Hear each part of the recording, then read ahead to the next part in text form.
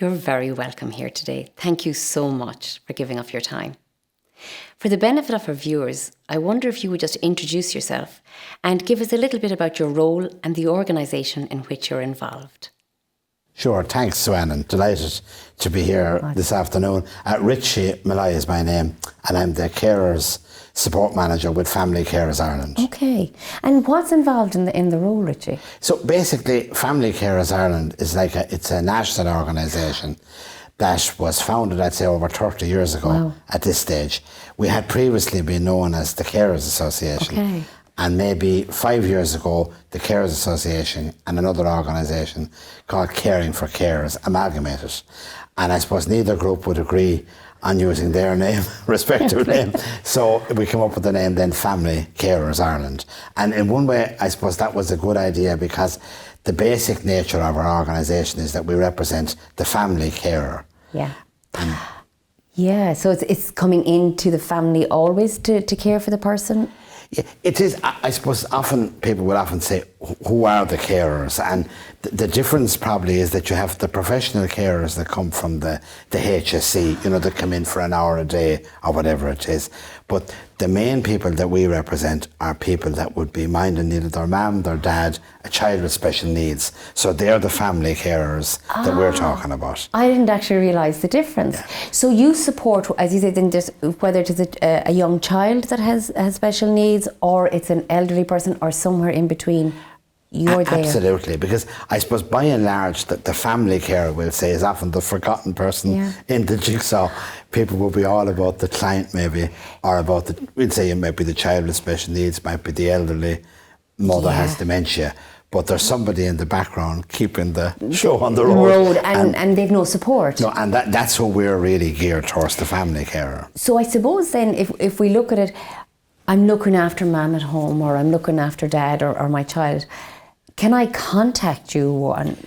Absolutely, we're only delighted, and most of our people that come in contact with us are self-referrals, you could call them. You could be often referred by a public health nurse or your GP, but by and large it's self-referrals, and that's why we're delighted to take the opportunity today is to create awareness that we're actually there as such. We're there a long time in one way, but I suppose to be a carer, it's like you won't know much about it unless in the morning you become the carer. That's true. That is true. We'd often say, if someone was in a car crash tomorrow, the next thing, the spouse then is the family carer. Yeah. Where do you go? What do you do? And what do you do? Yeah. And we'd say when you would meet them, typically, I suppose we leave the last 18 months out of it at the minute, but what we're going forward with. Of course. Do you call to meet them? Do they come in to you? How does it work? You can contact us, I suppose, a number of ways. We have an office in Clonmel. It's in a community building called Place for You. Oh, yes. In Gladstone Street there in Clonmel. And that's where carers can literally come to the door and pop in. A drop-in centre is what we operate. So in the centre then you'd have all the various application forms for your social welfare entitlements and so on.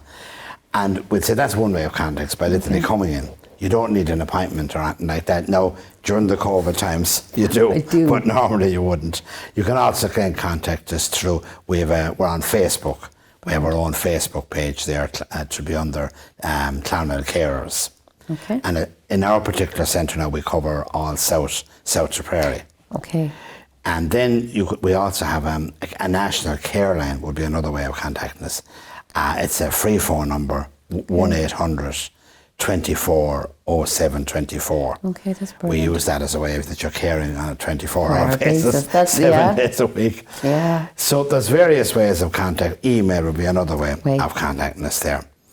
So, I mean, it's great that people, as you say, if we go, can walk in and ask the question, and I suppose it could take a lot of courage to come in to and ask the question. It can, Sam, because I'd say there's a huge majority of carers out there that don't regard themselves as carers. They just kind of see themselves as the daughter doing it, the son doing it, maybe the mother looking after a child with special needs. So they don't really see themselves as this word family carer, but in a sense, that's what they are. And the more people, what I would say to people that might be listening, to the video is that if you are caring for somebody, whether it's full-time or partially, it doesn't make any difference, because you might only be a person that might be bringing the man the lunch every day or the tea, but you are a carer in a sense.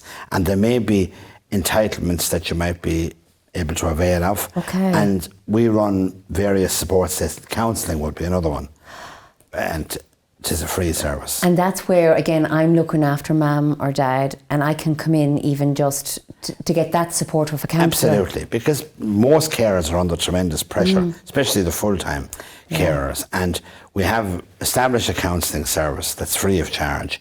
It can be done face-to-face, or it can be done by Zoom. Yeah. Because sometimes carers find it difficult to get time to come down for the session. And maybe someone to mind the person then so that they can go to the session. Whereas, so Zoom, in that sense, has gifted something extra. Yeah. And it's really kicked off now during the COVID times because carers that never engage with us are now availing of this Zoom I suppose business. It's a positive that came out of it. It was, yeah. It was, yeah. And I guess that's another part is that, I'm not caring for somebody at home. I don't have the understanding of what it's like to be stuck at home, and even though I love my my parent or my child, but that I can't even get maybe half an hour to just go walk the dog or do the shopping or that kind of thing. Yeah, and that's a service we also have. We got it a home respite service. Oh, lovely. If a carer was to contact us saying they're under pressure to get out literally to do the shopping or whatever, we're able to send someone in maybe 3 or 4 hours a week. And our staff then member would take the place of the carer for that hour or two to leave, even if it's only a matter of only going for a walk maybe. Yeah, and that could be the thing that keeps them going the other 23 hours. No, absolutely. And it's a couple of hours means a huge amount, if you are stuck at the home 7 days a week. So when the drop-in service and that is available again, do you also run small workshops for people, or do you have even like a coffee morning type of idea or anything like that? I mean, we'll say pre-COVID. Pre-COVID, yeah. We had monthly support groups would be a big thing for us. Okay. We would have had a number of them around South Tipperary. We'd have them in, we had one in Cashel, the Spa-Field Resource Centre. Yeah. We had one out there in Care, in the daycare centre. We had another one in the Nano-Nagle Centre in Carrick-on-Shore. Yeah. And Clonmel, then we had it in the Clune Training Centre. Yeah. So they used to meet once a month, and we would just send out a text or whatever to remind people that meeting is on. And that was a service now carers really enjoyed. Come in, have a cup of tea and a chat and unwind. And unwind, and I suppose there's somebody else in the room that understands what life is like from Absolutely. That was a big loss, I suppose, in the COVID times. But we do these meetings now by Zoom, and I must say at the start I thought people would be very slow to engage in that, but I've been astounded really, because National Carers Week is just over. Ah, okay. And that's a big event that's run every year. You'd have lots of face-to-face gatherings normally. You'd have outings, and maybe different annual mass might be another one that people would come together and have a coffee afterwards. But this time it was done by Zoom, and big numbers of carers right across the country now engaged in that. Which is very encouraging. Yeah. I suppose to show that, though things were taken outside our control, there was a way to still reach people and support them. And I suppose they're joining those events on Zoom showed how much they appreciate all that's done as well. And a number of carers on that now would have remarked that they'd never come to an event before because of the fact that it's so difficult to get out of the house to go to the event. That's true. So COVID has brought some bit of good news. And I think probably COVID for the rest of us has given us an understanding of what it's like. Yeah, what it's like to be in the house. And like generally speaking, carers, I suppose, during the COVID, would have to be acknowledged at least, with daycare centres being closed, it was a big pressure on carers then. And I'd say people's mental health did suffer a lot now. I would think so, and even just now that we're coming into better weather again, it's just it's a bit of brightness. Absolutely, you need to kind of get out and about again. I suppose one of the thoughts when I'm thinking of all the things that you do and like that, the coffee mornings and gatherings and that, funding wise, I mean, do you need funds, fundraising? Yeah, because essentially we're like a voluntary organisation. Okay. But what I would acknowledge that the HSE fund us under the Section 39 funding. So a lot of our funding comes through that. Okay. But there's always a shortfall every year, needless to say. And each centre is expected to bring in something like around 15,000 euros, which is a substantial enough amount. And pre the COVID, we would have had the church gate collections, the flag days, of course, and all those things. mini marathons were another big fundraiser. But this has been a particularly tough 12 months now, with no funds really coming in. So we've had to rely a lot now on online events, and we recently would have run one there called Pause for Cause. It's actually still running until the end of June, so I'm not too sure when this video is going out. But we can put it out, definitely, even on social media. Absolutely, to say which we'd be delighted with now. And I suppose you are open to... I organise a virtual coffee morning, and my friends all throw in a £5, and we send in, be it €50 to you or €100. No, we'd be delighted, because you will have people from time to time, and groups will often come on. They might run a table quiz for us. They'd organise the event for us. And that means a huge amount, because any kind of money raised, say, in South Tip goes into the services here in South Tip. And I think that's important for people to know. My money is actually now being used locally as well to help it's a big thing. People. Yeah, the Pause for Cause thing was basically, we were asking people to bring their dog out for a walk, do 24k over 7 days. Okay. And you had sponsorship cards. Okay. And so on. So people, if they still want to do that, the cards are available. From I'll have to go home and chat with the dog. So Excellent. he definitely, not the husband, but the dog. But so I just want to look back at some of the things. With lockdown and that again, and it's not to harp in it, but I know that I've heard of devices that people were able to get as well for to connect with others and FaceTime and... Absolutely. I mean, I must acknowledge now that we'd say Tipperary County Council and the Tipperary Age Action came up with a great idea there a number of months ago, and they offered devices free of charge to organisations, and we were able to avail of some of those devices, and they were very useful because we were able to give them out to carers that had no knowledge of the internet. They're a very straightforward type of advice. Okay. And I'd acknowledge too that the Tipperary Age Action provided support then to care how to use these devices. Was the big thing. Was a big thing with it, yeah. But with the feedback we've got has been tremendous now. A lot of people use it simply to maybe listen to the local radio station. Yeah, absolutely. Check the weather was another easy one to get used to. And it was also a way then of joining our meetings on Zoom, which was a big plus. So really the devices removed isolation for some people. They did, and I think if more and more of that going forward, I'd say without the COVID, people might have been very slow to do these things. Yeah. But you realise during this particular time, they were the only way of connecting to the outside world. So, and I suppose, let's say I'm looking after, again, mum or dad at home, but the rest of the family, when we had our 5K or maybe not vaccinated, we still can't come home. And, it struck me when I heard about them that I can do a video link and I can see the grandchildren and I can see, my son and my daughter. Because you've got the FaceTime and all these type of things. It made a huge difference. And the more, and it got people into the habit of using the internet then. Maybe you book train tickets, I think now, for instance, have to be booked online. And when I was chatting with Fiona earlier on as well, she was saying, even the courses now that are, ETB are offering maybe some courses or just short ones, and it's a huge help now. And even we'd run a number of workshops ourselves from time to time, maybe on first aid or different little things like that. And if you don't have the device, then that's going to be another. And again, would you have run those in person as well when you could? Yeah, no. Pre-COVID, we would have brought people into the office. There's a training room available there, so we could use that. And we'd often even say we're here today in the Order of Malta. We would often outsource buildings such as the training centre here in Thurles. We'd rent it out for a couple of weeks and run training face to face. But at the moment it's all done on our Zoom. But I mean, that's great as well then for a family carer to know I can get that extra little bit of training, and I suppose it gives them a little bit of security, peace of mind. Absolutely. And I would say, carers that would be listening to the video, it's someone to make contact with us, become a membership of our organisation is €20 a year. Okay, which is very affordable. Very affordable, and it gives you a lot. The membership card then, it was very useful during COVID. If, say, during the lockdown in particular, you had to go to a distance to the pharmacy, you could show the guard your membership card. That kind of confirmed then that you could go outside the 5K. Maybe going to appointments or whatever. Yeah, which was very useful for people to have with it. Are there other trainings along the way that you offer, or is it mainly to do, and I don't mean just mainly to do with like that, like first aid and healthcare? It's mainly, a lot of it will be around well-being, we'll say meditation practices, that kind of thing. So it's mainly about the well-being of the carer most courses will be to do with that. And because there is so much help for the person who isn't well.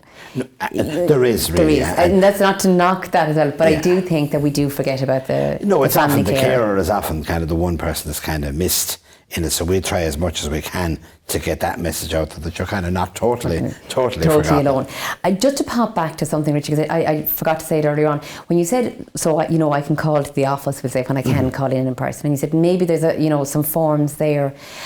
So I'm guessing a strictly confidential service. Oh, absolutely. Yeah. And that I can chat with you and say, I don't know, what can I get, or can I get a little bit, or I've had to give up my full-time job.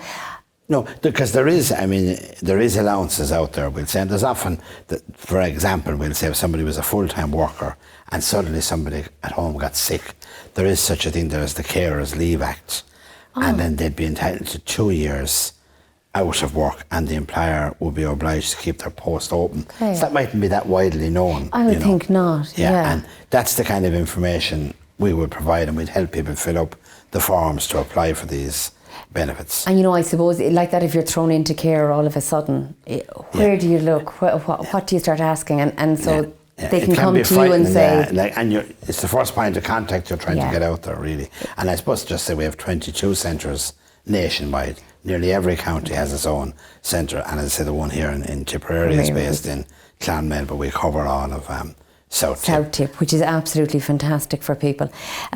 I suppose we have mentioned the challenges that you've overcome in the year, but is there any that I've missed?